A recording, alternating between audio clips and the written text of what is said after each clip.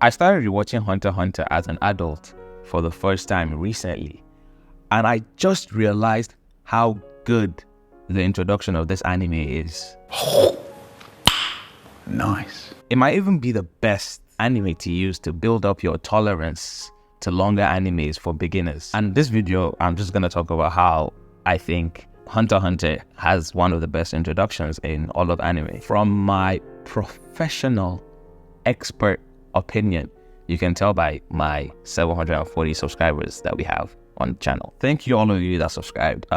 If you're just watching this video, please hit the subscribe button and a like. We really need it. Starting off, it wastes no time introducing you to the MC, Gon. Little kid, very likable, freakishly strong, and we know his goals. He wants to be a hunter just like his deadbeat dad that abandoned him when he was a child.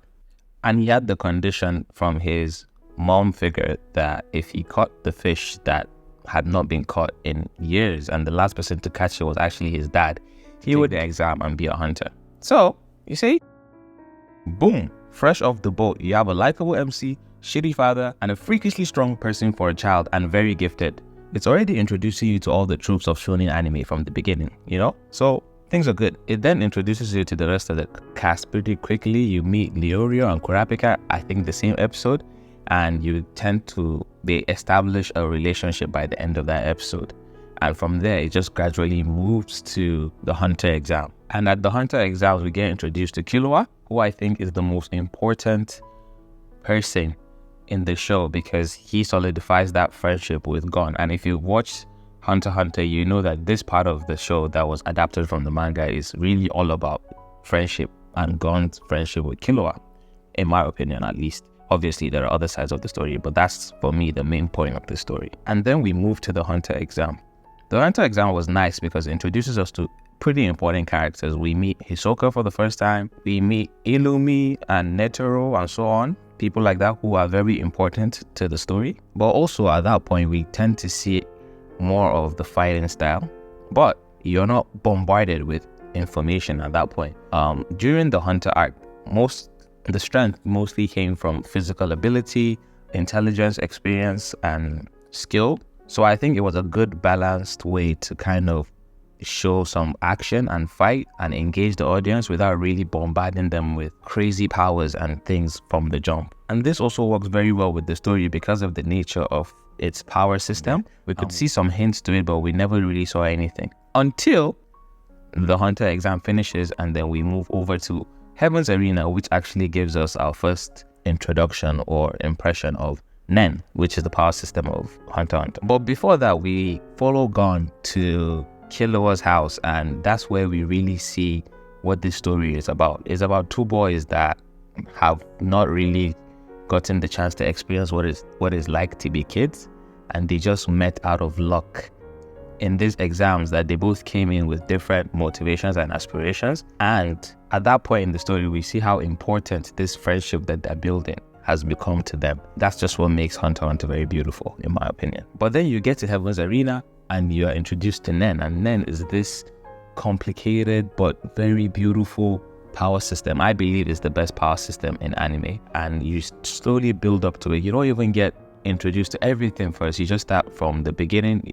We haven't even started seeing the crazy powers that you can make with Nen, and we learned that. So us, the audience, we could slowly build up with Nen. And now the story is becoming much more interesting, much more complicated. The stakes are higher. We follow Kurapika's arc in looking for revenge for his people. Not going to go into too details because I don't want to give too much spoilers. But in that arc, at the introduction of the Phantom Troop, we realize, oh man, some people are really strong in this show, and this show is crazier than what it seems to be.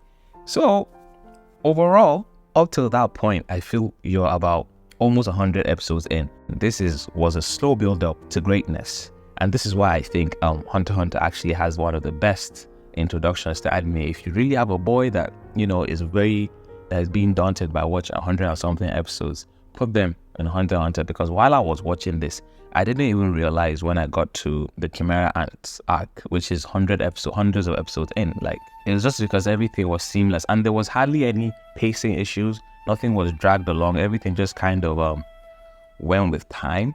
I believe the first time I watched it, I hated Greed Island.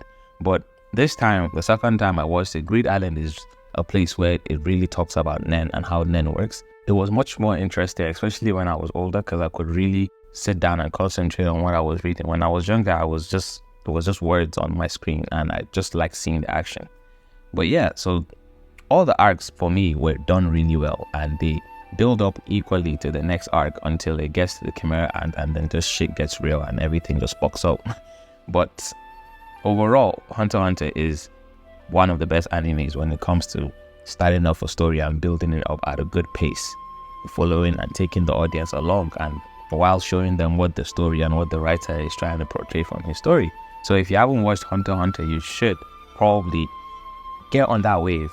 And if you have a friend that is looking to get into anime, you should introduce them to Hunter x Hunter. That brings me to the end of my video. Don't forget to comment, like, subscribe.